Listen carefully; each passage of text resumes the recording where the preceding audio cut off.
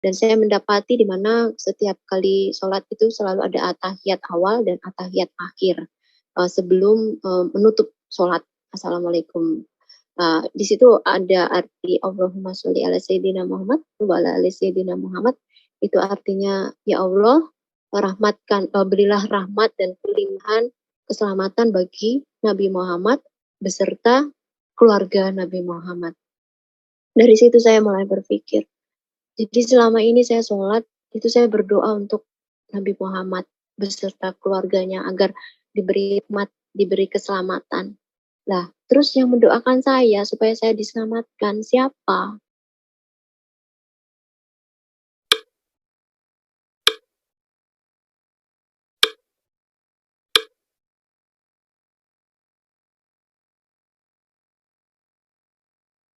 Assalamualaikum sahabat Ayashi, terima kasih tetap setia mendukung channel ini. Untuk yang baru bergabung silakan like, share, dan subscribe-nya, dukung terus channel Islam agar terus berkembang karena dengan mendukung channel Islam Anda telah turut menyampaikan dakwah. Sahabat, kita cari hiburan lagi nih dari para umat terjemahan yang selalu mengaku murtadin. Cerita yang selalu bikin umat muslim tertawa. Penasaran? Yuk kita simak bagaimana serunya cerita dari murtadin botol berikut ini. Dari nama saya Dewi Syafitri, latar belakang saya adalah Muslim. Kenapa kok saya bisa menjadi Kristen? Pada waktu itu saya SMA, keluarga saya sebenarnya keluarga yang nasional, jadi tidak begitu fanatik sekali, tidak nasional. Bahkan ada keluarga yang beragama lain juga.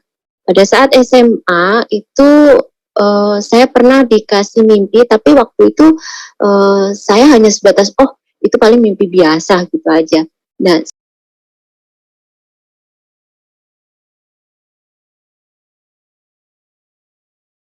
saya dikasih mimpi. Mimpi itu seperti salib gitu. Nah, terus karena saya suka seni, suka menggambar, saya tanpa sadar kadang gambar salib. Nah, begitu sadar, ngapain saya harus gambar salib? Akhirnya untuk mengakalinya, saya bikin layang-layang. Kalau dilihat teman-teman, saya bikin layang-layang. Tapi waktu itu saya belum seberapa untuk terjun lebih dalam lagi, belum. Nah, saya waktu itu saya sudah lulus SMA, terus saya kuliah. Itu kuliah di Jogja. Saya punya sahabat saya cowok, dia Nasrani juga, karena dari SMP sampai kuliah itu kita sahabatan aja. Tapi saya belum ada kepikiran untuk saya nantinya akan pindah agama, tidak. Tujuan saya kuliah. Suatu ketika, singkat cerita.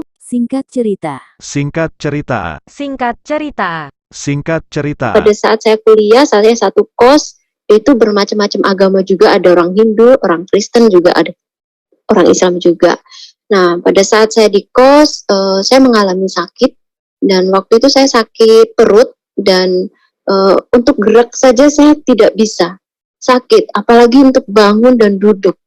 Nah, saya hanya menangis, terus ada teman datang, teman kos, dan kebetulan dia juga Nasrani, karena dia juga sering putar-putar lagu rohani, dan itu membuat saya kayak kok lagunya menenangkan gitu. Nah terus dia tahu kalau saya sakit, dia datang ke kamar saya dan dia menawarkan untuk mau enggak kamu didoakan gitu.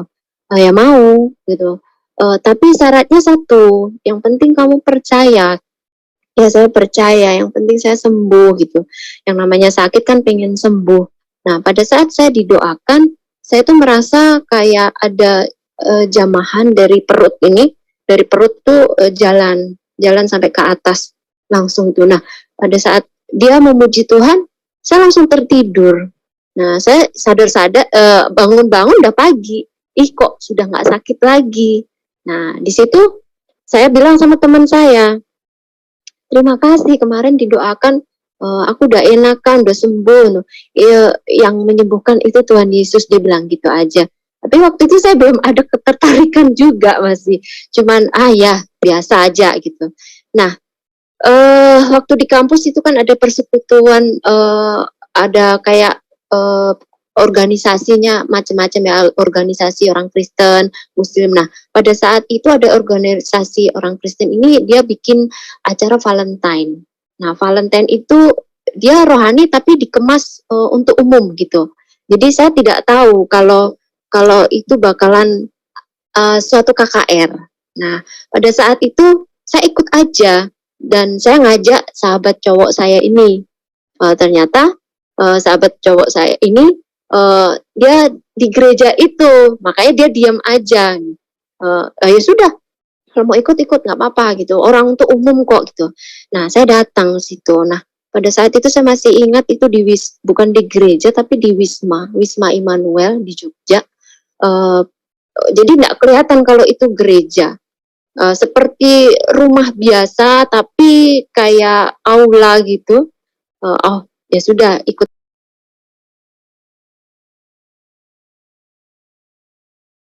aja. Pada saat saya masuk di pintu, saya kaget. Wih, kok ada salib besar? Kok saya merasa bahwa saya pernah ke sini. Saya merasa bahwa saya pernah lihat ini gitu.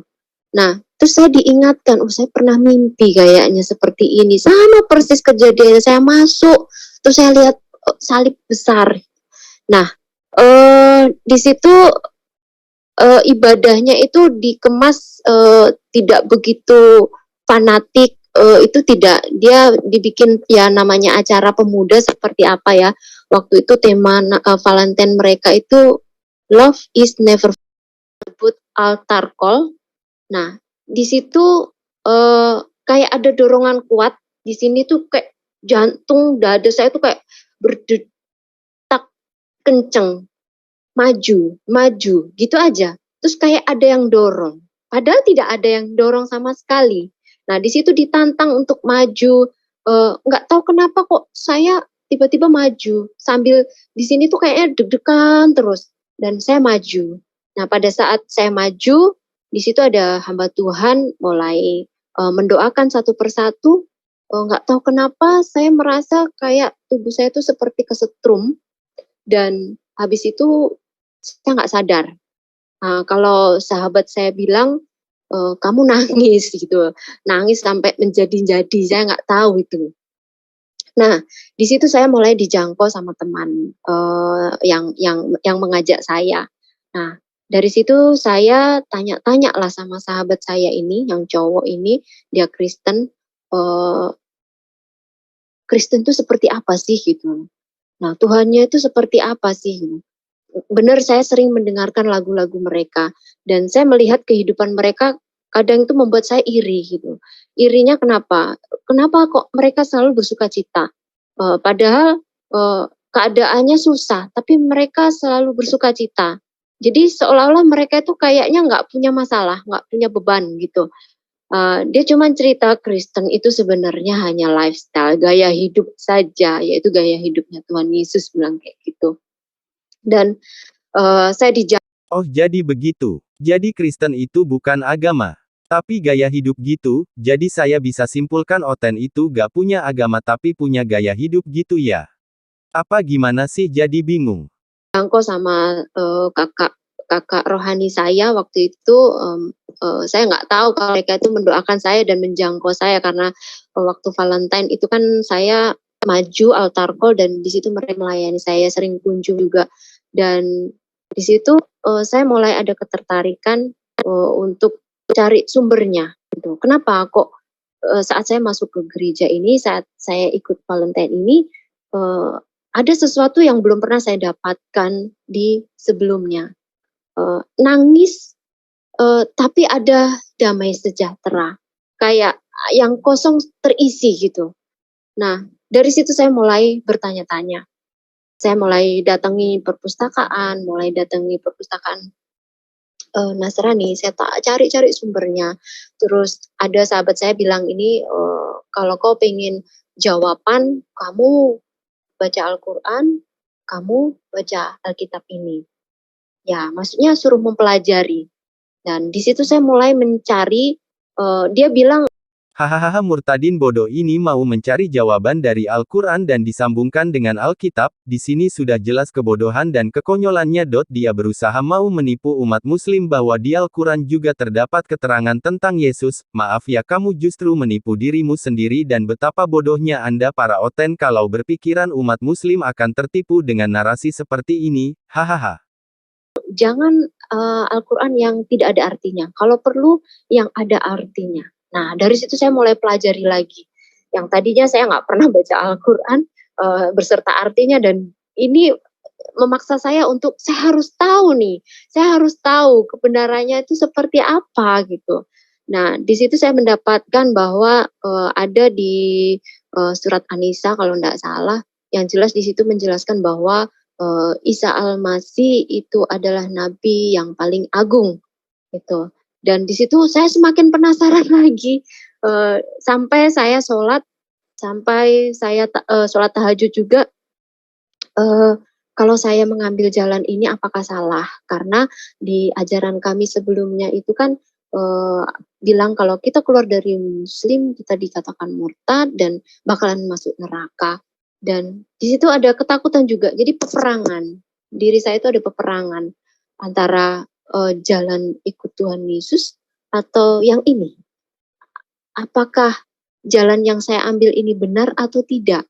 Nah, di situ saya tanya terus. Dan suatu ketika saya dikasih buku itu kayaknya hadis. Saya lupa hadisnya apa namanya, yang jelas artinya saya masih ingat. Artinya itu pada akhirnya semua umat manusia akan menuju ke Isa Al-Masih. Isa Al-Masih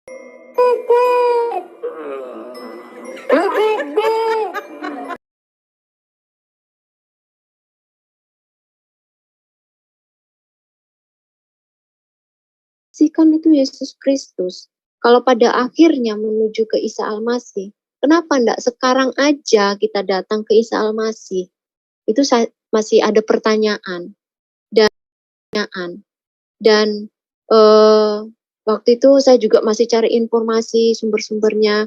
Bahkan sampai saya sholat itu kan, selama ini saya sholat artinya saya jujur nggak ngerti artinya seperti apa. Setelah saya mulai ada peperangan ini, saya mulai menggali, tanya cari arti-artinya. Nah, dulu kan belum ada HP saya, terus belum ada yang namanya nggak kenal namanya Google atau YouTube. Jadi cari sumbernya itu kadang kita pergi ke toko buku, di Gramedia, cari buku yang ada artinya. Nah, di situ waktu itu saya cari buku sholat dan beserta artinya, dan saya mendapati di mana setiap kali sholat itu selalu ada atahiyat awal dan atahiyat akhir sebelum menutup sholat. Assalamualaikum. Di situ ada arti Allahumma sholli ala sayyidina Muhammad wa ala ali sayyidina Muhammad. Itu artinya, ya Allah, berilah rahmat dan pilihan keselamatan bagi Nabi Muhammad beserta keluarga Nabi Muhammad. Dari situ saya mulai berpikir. Jadi selama ini saya sholat, itu saya berdoa untuk Nabi Muhammad beserta keluarganya agar diberi rahmat, diberi keselamatan. Nah, terus yang mendoakan saya supaya saya diselamatkan siapa? Nah, dari situ saya mulai memutuskan untuk terima Tuhan Yesus, dan saya menyerahkan diri kepada kakak rohani saya. Saya bilang juga sama sahabat cowok saya ini, saya mau terima Yesus gitu. Dan waktu itu saya juga masih cari informasi sumber-sumbernya. Bahkan sampai saya sholat itu kan, selama ini saya sholat artinya saya jujur nggak ngerti artinya seperti apa. Setelah saya mulai ada peperangan ini, saya mulai menggali, tanya cari arti-artinya. Nah, dulu kan belum ada HP saya, terus belum ada yang namanya nggak kenal namanya Google atau YouTube.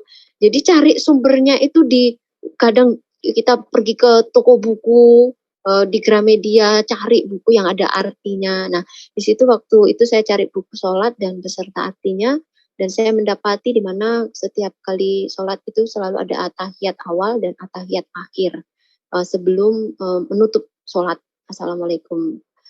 Di situ ada arti Allahumma sholli ala sayyidina Muhammad wa ala ali sayyidina Muhammad.